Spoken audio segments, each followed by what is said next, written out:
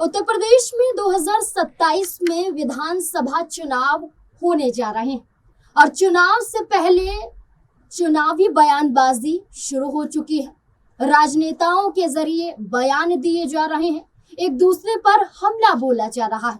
लेकिन उत्तर प्रदेश की राजनीति में इस वक्त जो सबसे ज्यादा चेहरा चर्चित नजर आ रहा है वो चेहरा है सुभासपा प्रमुख ओम प्रकाश राजभर का। ओम प्रकाश राजभर न सिर्फ अपनी ही सरकार को ललकार रहे हैं बल्कि विपक्ष को भी चुनौतियां दे रहे हैं। क्या ओपी राजभर के ये बयान आने वाले समय में चुनावी फायदा पहुंचाएंगे या खुद की नैया खुद डुबाते हुए ओपी राजभर दिखाई देंगे? इसी से जुड़े हुए तमाम सवाल हैं और इनके इर्द गिर्द और क्या मुद्दे उठ रहे हैं उत्तर प्रदेश की राजनीति में, इस पर चर्चा करेंगे। हमारे साथ हमारे वरिष्ठ सहयोगी अमन सर मौजूद हैं, उनसे चर्चा करते हैं। सर, ओम प्रकाश राजभर हर पार्टी पर आरोप लगा रहे हैं या टीका टिप्पणी कर रहे हैं। कभी कांग्रेस पार्टी को बिन पैंदी का लोटा कहते हुए नजर आते हैं, तो कभी अखिलेश यादव की तुलना औरंगजेब के बेटे से करते हुए दिखाई देते हैं, तो कभी कॉकरोच पार्टी जो बनी है उसको लेकर भी यहाँ पर मजाकिया अंदाज में मजाक उड़ाते हुए दिखाई देते हैं। तो सबसे पहले अखिलेश यादव को लेकर अगर हम चर्चा करें तो वो जो तुलना करते हैं और तुलना के साथ साथ ये कहते हैं कि वो जमीनी स्तर से हट चुके हैं, अखिलेश यादव अपने मुद्दों से भटक चुके हैं। तो क्या ओम प्रकाश राजभर अपने मुद्दों पर टिके हुए नजर आते हैं? देखिए नाज़रीन, बिल्कुल। और जिस तरह से ओपी राजभर की राजनीति है और जिस तरह बयानबाजी है उससे कई तरह के सवाल खड़े हो जाते हैं कि आखिर वो किस तरह की राजनीति करना चाहते हैं। अखिलेश यादव को सत्ता का लालची बताते हैं, लेकिन जब अखिलेश यादव के साथ चुनाव लड़ते हैं और जब 5 सीटें उनके पास आ जाती हैं तुरंत अखिलेश यादव का साथ छोड़ते हैं और बीजेपी का दामन पकड़ लेते हैं और मंत्री बन जाते हैं। तो ये कहीं ना कहीं साबित करता है कि सत्ता का लालची कौन है। दूसरी बात की अभी कुछ दिनों पहले ही बात हो रही थी, एक जर्नलिस्ट से बात कर रहे थे, उसमें वो कहते हैं, जब सवाल पूछा जाता है कि हाँ अखिलेश यादव से मेरी मुलाकात हुई थी कुछ दिनों पहले, एक ही प्लेन में हम सवार थे और जैसे हम नीचे उतरते हैं अखिलेश यादव जी से मुलाकात होती है, अच्छी चाय पानी होती है। उसके बाद अखिलेश यादव को लेकर सवाल पूछा जाता है कि क्या अखिलेश यादव ने आपको नहीं कहा कि आप हमारे साथ आ जाइए? कहते हैं कि नहीं, इस बात को लेकर कोई बात नहीं हुई, लेकिन हाँ उन्होंने ये जरूर कहा कि अभी जहां पर हो वहीं पर ठीक हो। यानी कि एक संभावना उन्होंने जरूर छोड़ दी कि अभी जहां पर हो ठीक हो। क्या आने वाले दिनों में आपस का अगर तालमेल बिगड़ता है तो क्या वो सपा की तरफ रुख नहीं करेंगे? इससे पहले बीएसपी की तरफ अपना कह सकते हैं हाथ बढ़ा चुके हैं। तो ये ओपी राजभर है जो समय समय पर कभी बीजेपी के साथ, कभी सपा के साथ, कभी बसपा के साथ अपना कह सकते हैं गठजोड़ करते रहते हैं। लेकिन जिस तरीके से अखिलेश यादव के ऊपर निशाना साध रहे हैं, उनको बहादुर शाह जफर की तरह बेखबर इंसान बताते हुए नजर आते हैं, वहीं ये भी कहते हुए दिखाई पड़ते हैं कि भाई अखिलेश यादव जो है वो कोई कमाल दिखा नहीं पाएंगे, कोई बहुत बड़ा कह सकते हैं कि सत्ता के करीब पहुंचने वाला उनका हिसाब किताब दिखाई नहीं पड़ता। वो बिल्कुल बेखबर है, कोई उनको खबर नहीं है। और यही वजह है कि यहाँ पर ओपी राजभर तमाम तरह के आरोप जो हैं वो अखिलेश यादव के ऊपर लगाते हुए दिखाई पड़ते हैं। अब यहाँ पर नाज़रीन ये भी देखिए आपकी कुछ दिनों पहले की ही बात है जब कुछ लोग यानी 50-60 लोग के आसपास ये कहा गया, खासकर आजमगढ़ में, कि एक पूरी की पूरी लिस्ट सामने है जिसमें ये कहा गया कि भाई ये जो सपा और बसपा के लोग थे ये अब सुबह सपा में शामिल हो गए। तो एक तरीके से उन्होंने झटका देने का भी काम किया। लेकिन क्या इन लोगों के आने से सुबह सपा का कोई बहुत मजबूती मिल पाएगी? और दूसरा महत्वपूर्ण सवाल कि जब सीटों का बंटवारा उत्तर प्रदेश में होगा एनडीए कुनबे का, तो क्या वहां पर जो ओपी राजभर है उनकी पार्टी जो है उनकी स्थिति मजबूत रह पाएगी? अगर ऐसा नहीं होता है तो फिर घूम फिर के क्या वो सपा के पास आएंगे? तो अभी तमाम सारी बातें हैं जो आने वाले दिनों में कह सकते हैं कि बहुत सारा जो पॉलिटिकल फेरबदल है वो होता हुआ दिखाई पड़ेगा। लेकिन ओपी राजभर की जो बयानबाजी है, जिस तरह से वो बात को रखते हैं, ऐसा लगता है कि बहुत सीरियस जो पॉलिटिक्स होती है उसमें उनकी दिलचस्पी बहुत ना के बराबर है। बिल्कुल, उन्होंने ये भी कहा कि 2022 की तरह जैसा हाल सपा का देखा गया था 27 में भी वही हाल देखा जाएगा। लेकिन ओम प्रकाश राजभर भूल जाते हैं कि इसी सपा के साथ मिलकर आपने चुनाव लड़ा था, 10 से ज्यादा सीटें यहाँ पर आपकी पार्टी जीत लेती है। आप ही धोखा देकर भारतीय जनता पार्टी में आए थे और अब आप समाजवादी पार्टी को ललकार रहे हैं। लेकिन इस बीच में कांग्रेस पार्टी को भी सर बिन पैंदी का लौटा कहते हुए नजर आया। उनका ये कहना है कि कांग्रेस के लिए दरवाजे बसपा ने कर लिए थे, मायावती ने दरवाजे तक नहीं खोले थे, लेकिन आपने भी हाथ बढ़ाया था, आपका भी यहाँ ऑफर स्वीकार नहीं किया गया। साथ ही साथ आप ये देखिए कि उत्तर प्रदेश में जमीनी मुद्दों को सपा और बसपा उठा रही है। जैसे हाल फिलहाल में अभी बिजली संकट को लेकर एक बड़ा आंदोलन देखा गया था, एक हंगामा देखा गया था, जिसके बाद योगी सरकार पर हमला बोलते हुए बसपा सुप्रीमो मायावती सामने आई पोस्ट के जरिए, अखिलेश यादव पोस्ट के जरिए सामने आए और ये कहा कि दाम तो आसानी से बढ़ जाते हैं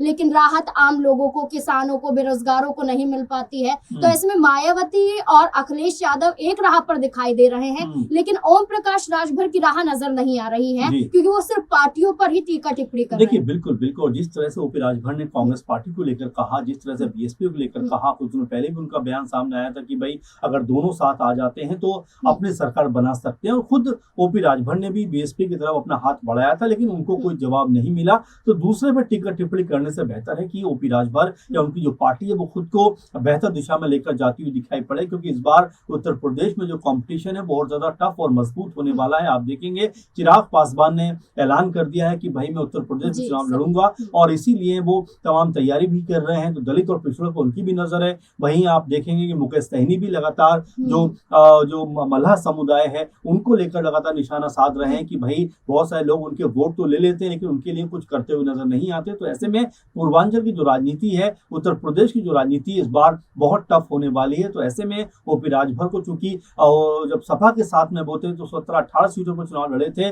और अब बीजेपी में क्या उनको इतनी सीटें मिलती हुई दिखाई पड़ेंगी, ये बड़ा सवाल बन जाता है, क्योंकि बीजेपी बड़ी नाप तोल कर सीटें देती है, बड़े से बड़े दल को भी बहुत सीमित सीटों पर वो लेकर आकर खड़ा कर देती है। तो ऐसे में ओपी राजभर को ये देखना पड़ेगा कि उनके हक में क्या सीटें आएंगी, और अगर उनके हक में वो सीटें नहीं आती हैं फिर उनका अगला कदम क्या होगा, क्या फिर से सपा की तरफ आते हुए दिखाई पड़े, क्योंकि ओपी राजभर है, कब कहां कैसे बदल जाए कहा नहीं जा सकता। अच्छा सर, एक आखिरी सवाल ये रहेगा कि अगर हम ओम प्रकाश राजभर को अभी साइड कर ले और सिर्फ हम 3 पार्टियों की चर्चा करें, कांग्रेस पार्टी, बसपा और सपा। कांग्रेस पार्टी के लिए दरवाजे मायावती ने बंद कर लिए थे और सपा लगातार प्रयास कर रही है कि बहन जी का साथ मिल जाए। वहीं दूसरी तरफ आप ये देखेंगे कि खुद बसपा ये चाहती है कि कांग्रेस पार्टी उत्तर प्रदेश में इतनी मजबूत ना हो पाए, और अब आप ये देखिए कि सपा है, बसपा है, तो क्या ये दोनों साथ आ सकते हैं? क्योंकि कई मौके पर हमने इन दोनों पार्टियों को देखा है, इनके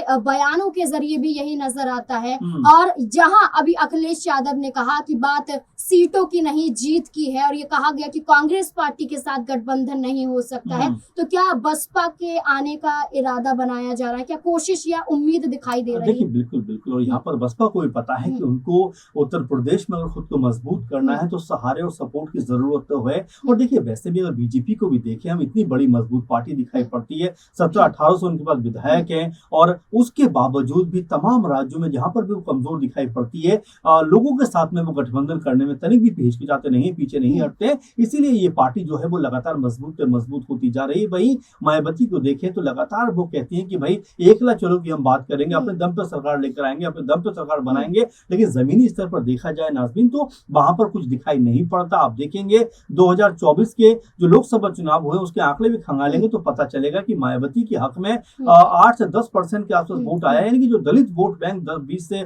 22% के आसपास था, उसमें भी उनके पास आधे से ज्यादा चला गया। तो ऐसे में अब मायावती को समझना पड़ेगा कि उनकी जो राजनीति है वो पहले वाली नहीं है। अब उनको दोबारा रिस्टैब्लिश करना है तो क्यों ना सपा के साथ हाथ मिलाया जाए। और जबकि सपा लगातार इस बात को कह रही है कि अगर बीएसपी साथ आ जाती है तो हम उत्तर प्रदेश में एक मजबूत सरकार बना सकते हैं, साथ में कांग्रेस पार्टी का साथ मिल जाए तो जो तीनों पार्टियों को जिक्र आप कर रहे थे, बीजेपी के लिए मुश्किलें खड़ी करते हुए दिखाई पड़ सकते हैं, क्योंकि लोकसभा चुनाव में तकरीबन 16-17 सीटें ऐसी रही जो बीएसपी की वजह से ही इंडिया गठबंधन को गंवानी पड़ी। वहीं अगर विधानसभा 2022 की बात करें चुनावों की, उस वक्त भी 70 से 80 सीटें ऐसी रही जो मायावती की वजह से सपा को गंवानी पड़ी। तो कुल मिला जुला कर देखा जा सकता है कि दोनों पार्टियां एक साथ आए तो यहाँ पर जो वोट बैंक अगर एक साथ जुड़ता है, एक साथ आता है, तो बहुत बड़ी जीत यहाँ पर हो सकती है। लेकिन क्या मायावती इसके लिए राजी होंगी, ये अपने आप में बड़ा सवाल है, क्योंकि आकाश आनंद को मुख्यमंत्री के तौर पर पेश किए जाने की बीएसपी की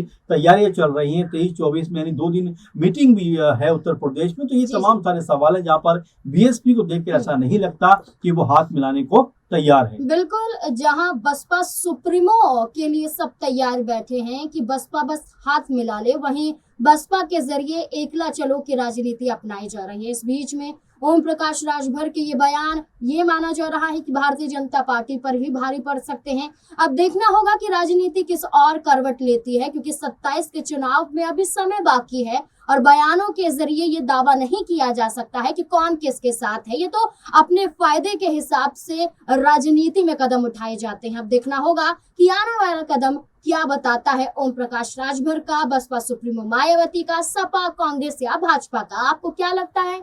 इस पूरे मुद्दे को लेकर अपनी राय कमेंट सेक्शन में जरूर दें। धन्यवाद।